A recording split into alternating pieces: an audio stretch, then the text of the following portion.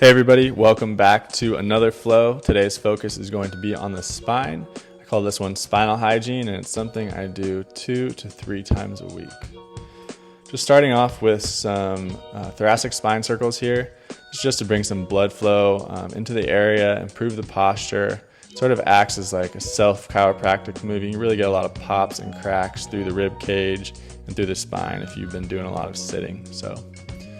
It's a good way to prevent or counteract being sedentary and just bringing some good posture back into the body.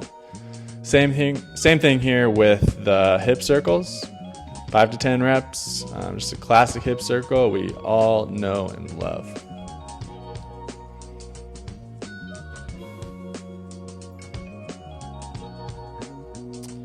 All right, next we're going to move on to some lateral flexion or lateral bending.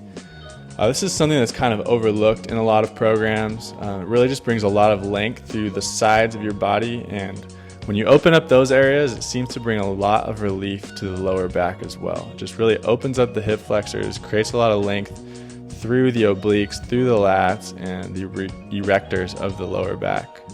I'd like to do 5 to 10 reps in each direction, followed by a 10 to 30 second hold on each side, just depending on how much time you have.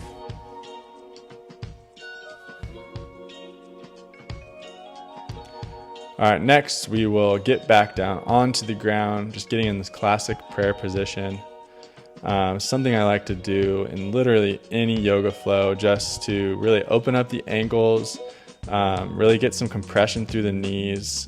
Good knee health exercise, actually, or I should call it a mobility movement. And just some good length through the quads, the hip flexors, and the lower back. Just basically sitting on your feet like that can provide a lot of benefits.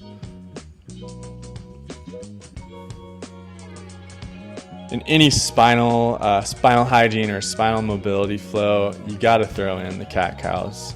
That is an absolute must. You get a lot of just movement through each vertebrae of the spine. I start from the lower back and really try to work my way up, all the way up into the neck, and reverse that in the opposite order.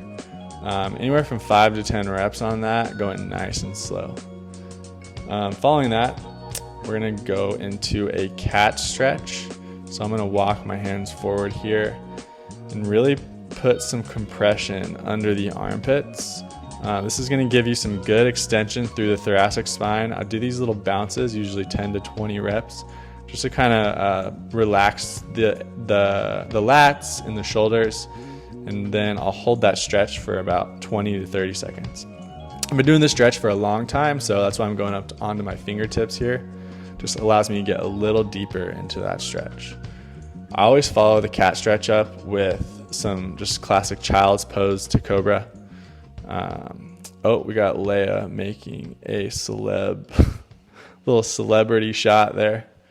Anyways, 5 to 10 reps here. Just getting some good length through the hip flexors in the front of the body.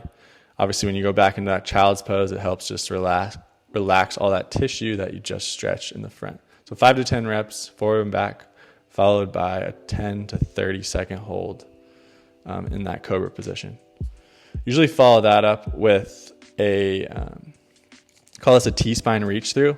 Basically just gets the lateral slings of the muscle fascia kind of opened up, really helps the obliques to feel nice and loose.